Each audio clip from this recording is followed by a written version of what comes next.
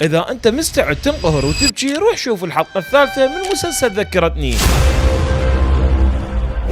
حياكم الله، أنا مسلم الجبوري وهاي حقيقة سينمائية. قبل لا نبلش بالفيديو لا تنسى الإعجاب والاشتراك بالقناة حتى تشوف فيديوهات هواي. ورجعنا وياكم بمقطع فيديو جديد، وهاي المرة مع مراجعة الحلقة الثالثة من المسلسل العراقي ذكرتني، واللي كانت بعنوان الأخ.